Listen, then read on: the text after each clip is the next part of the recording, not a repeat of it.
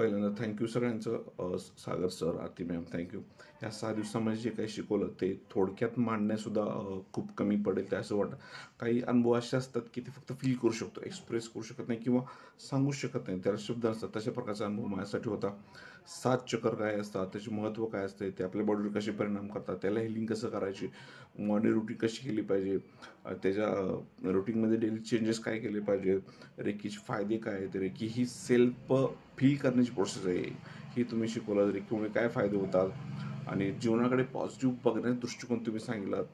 आणि आपल्याकडून काही चुकलं असेल त्याची माफी, जे सिनियर लोक आहेत त्यांची माफी, आपल्याकडून काही मनात गोष्टी असतात ज्या दबून ठेवल्या असतात, त्याच्यामुळे ब्लॉकेज तयार होतात, त्या कशा घडवायच्या, त्यानं आपलं व्यक्त कसं व्हायचं, ह्याच्यामुळून जे बारीक बारीक गोष्टी आहेत ते तुम्ही अगदी उत्तमरित्या मांडलात.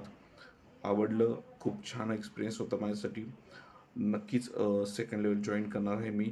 आणि महत्त्वाचं म्हणजे हा जो 6 दिवसाचा प्रोग्राम होता, मी दररोज वाट बघायचो की आता 1:30 वाजलेत, 1:45 कधी वाजतील, लगेच फर्स्ट जॉईन व्हायचं होतं. फर्स्ट व्हिडिओ मला स्वतःचा लावायचा होता, कारण की त्या फर्स्ट फ्रेममध्ये दिसायला पाहिजे, कारण की कधी रिस्पॉन्स मिळतो मिळत नाही त्यासाठी मी धडपड असायची. सो असा एक्सपिरियन्स होता टोटली. Once again thank you.